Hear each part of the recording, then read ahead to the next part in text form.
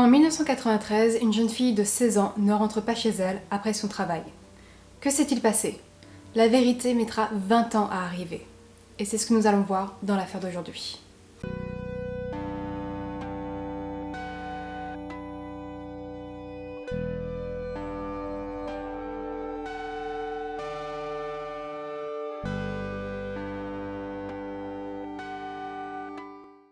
Nous sommes en 1993 dans la commune de LaPorte qui se situe en Indiana, où vit Rena Rayson et sa famille. Rena est née le 6 mai 1976 et elle est la fille de Ben et Karen Rayson. Elle a aussi une petite sœur nommée Wendy, dont elle est très proche, et une plus grande qui s'appelle Laurie. Rena est une adolescente de 16 ans qui va au lycée de LaPorte. Elle a de très bonnes notes, tout le monde l'apprécie. C'est vraiment le genre de personne qui reste avec plusieurs groupes d'amis, elle n'a pas un attitré. On peut la qualifier de jeune fille populaire. On sait également que Rena jouait d'un instrument dans l'orchestre de l'école. Mais son rêve est de devenir vétérinaire. Donc en parallèle de ses études, elle travaille justement pour une clinique vétérinaire où elle s'occupe de nettoyer les espaces des animaux et aussi de promener les chiens. Ses employeurs sont impressionnés par elle, elle a clairement un don avec les animaux et ils ne doutent pas du fait qu'elle arrivera à accomplir son rêve de pouvoir ouvrir sa propre clinique vétérinaire plus tard. Le vendredi 26 mars 1993, Rena part pour se rendre à la clinique puisqu'elle doit y travailler ce jour-là de 16h à 18h. Après son travail, elle a prévu de retrouver son ancien petit ami, Matt Elser. Ils s'étaient séparés mais ils allaient se remettre ensemble. Et ce rendez-vous était justement l'occasion d'en parler. Arrivé à 18h, Matt se rend à la clinique, mais Rena n'est pas présente. Sa voiture n'est pas là non plus. En fait, personne ne semble être présent dans la clinique, puisque tout est fermé et toutes les lumières sont éteintes. Matt est surpris de ne pas la retrouver là, comme convenu, et il décide de prendre sa voiture et de conduire jusqu'à la maison des parents de Rena. C'est Ben, son père, qui lui ouvre. Il lui explique que non, elle n'est pas rentrée depuis qu'elle est partie du travail. Et c'est vrai que c'est étrange venant d'elle puisque elle prévient généralement si elle fait ça. Les parents attendent jusqu'à 22h30 et ils comprennent qu'en temps normal, Rena serait rentrée, ou au moins les aurait contactés. Peut-être qu'elle s'est arrêtée chez un ami ou qu'elle a tout simplement oublié de prévenir. Ils contactent tous ses amis pour obtenir des informations, mais aucun d'entre eux n'a eu de nouvelles de Rena. Toujours sans nouvelles, ils se rendent au poste de police pour déclarer sa disparition. Les policiers leur demandent d'attendre 24 heures et après ça seulement ils lanceront des recherches. Ben a beau insister sur le fait que Rena n'est pas du genre à partir sans prévenir, que quelque chose ne va pas, ça ne change pas la situation, il faut attendre 24 heures. En rentrant chez elle, la famille ne peut pas rester à attendre sans chercher. Elle continue d'appeler les différentes personnes, les différentes connaissances de Rena, de la chercher dans la ville, sans succès. Dès le lendemain, la police entre en jeu, Rena est maintenant une personne disparue. Très rapidement, les premières pistes se dessinent. Différentes personnes témoignent avoir vu Rena sur le parking de la clinique vétérinaire. Elle se trouvait dans une berline noire avec deux autres hommes qui avaient l'air d'avoir une dispute avec elle. Là, bien sûr, les policiers se rappellent que Matt a attendu Rena à l'extérieur de la clinique et ils décident de l'interroger.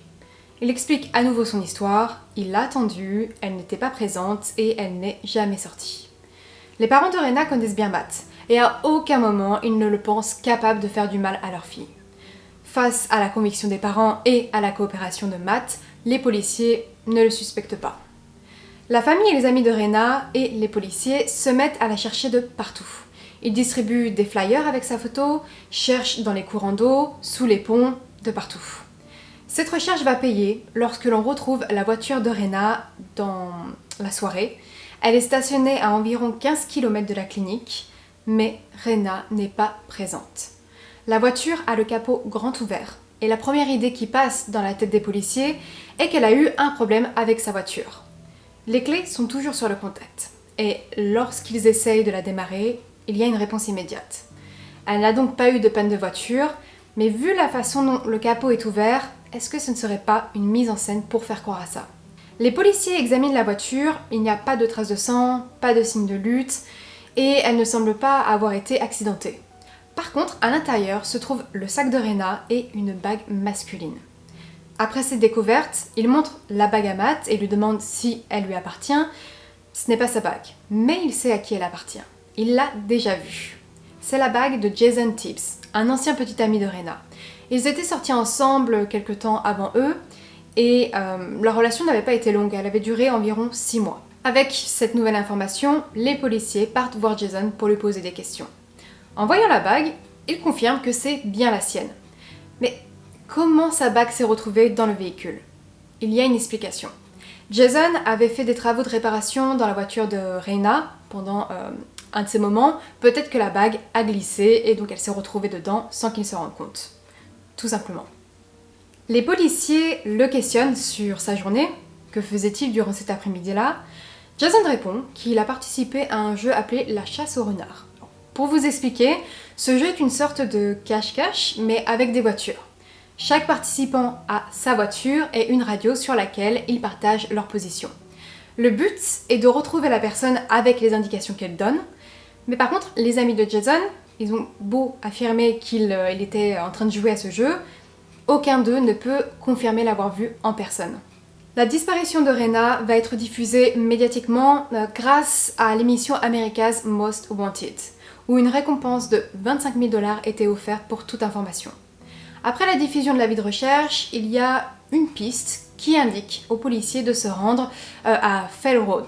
Et sur place, ils vont retrouver une veste. Il s'agit de celle de Matt, il l'avait prêtée à Rena peu de temps auparavant. Malheureusement, il n'y a toujours pas de traces de la jeune fille et l'affaire commence à stagner. Un mois après la disparition, le 26 avril 1993, un père et sa fille découvrent un corps et contactent la police. Il s'agit du corps d'une jeune fille flottant dans l'eau avec 2 bûches de bois posées sur son dos. Les habits de la victime permettent rapidement de confirmer qu'il s'agit du corps de Rena.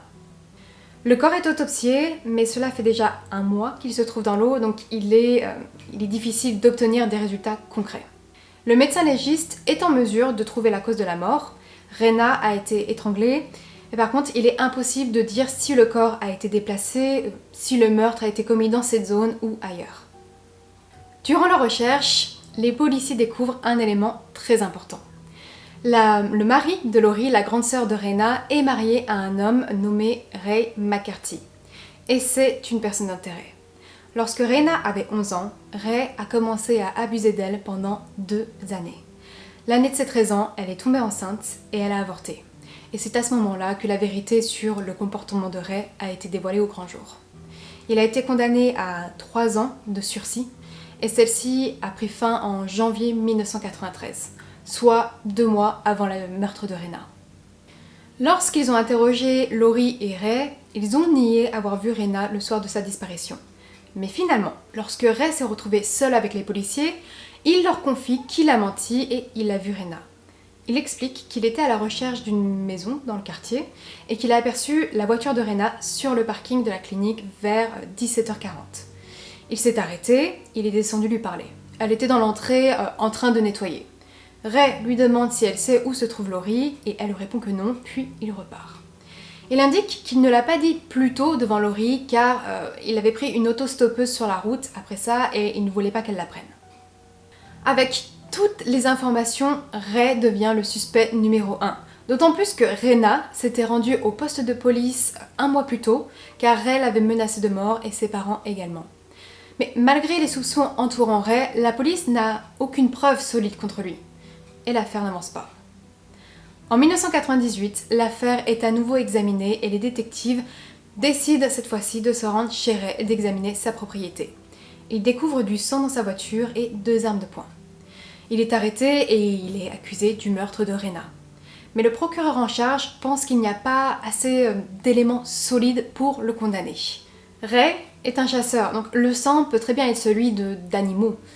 Et donc Ray va être relâché en 1999. 1 an et demi après, il y a une nouvelle piste. Rena a peut-être été la victime d'un tueur en série. Larry Hall est arrêté par la police en Indiana et dans sa camionnette se trouvent des coupures de journaux avec des articles traitant de la mort de Rena. Et il y a aussi des flacons de médicaments marqués du nom de R. Rison, ce qui correspond au nom de la jeune fille. Et il s'avère que Larry Hall est un tueur en série qui a été condamné pour le meurtre de Jessica Roche.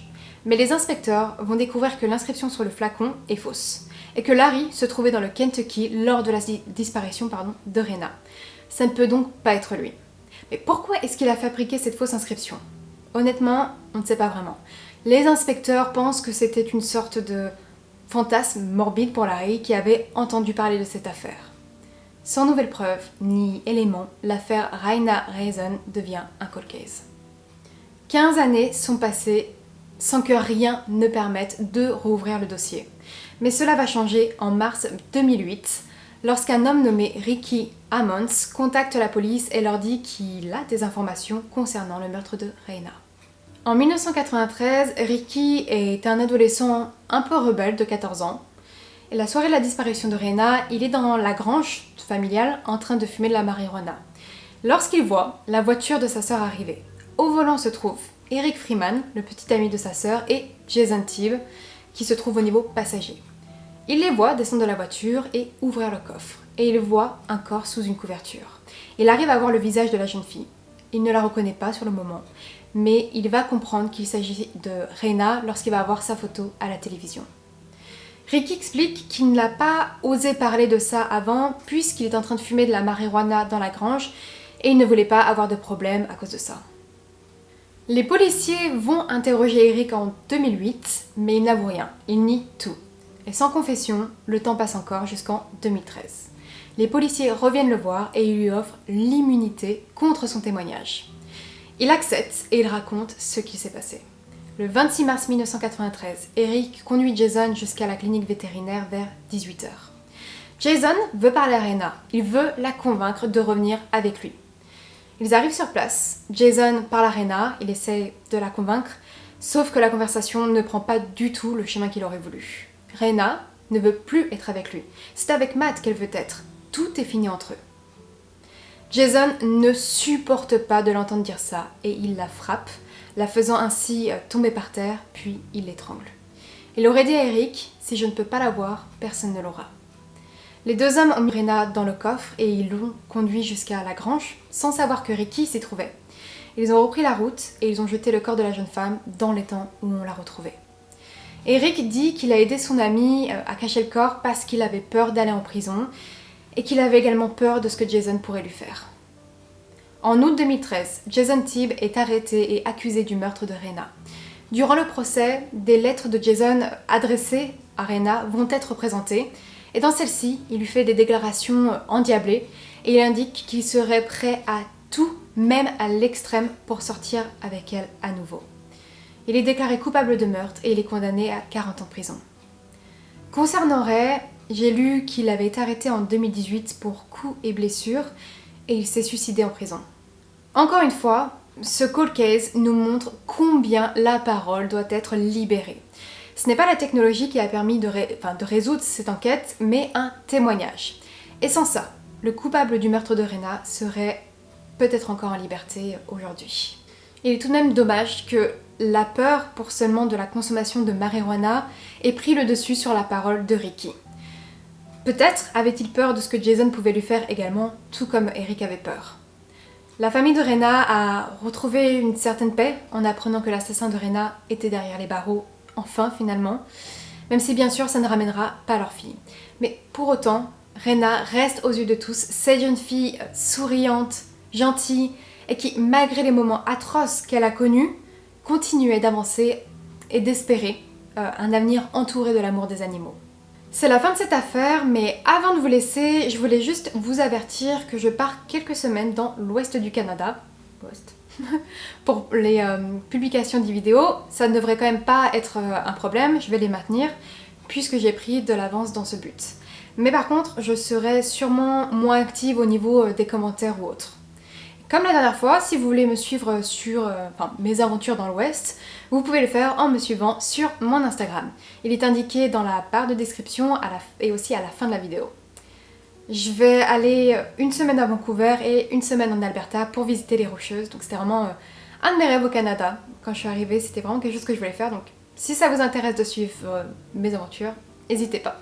Avant de vous laisser, n'hésitez pas à soutenir la chaîne en likant la vidéo, en vous abonnant si ce n'est pas fait et n'oubliez pas d'activer la petite cloche pour les notifications. Et nous, on se retrouve la semaine prochaine pour une nouvelle affaire.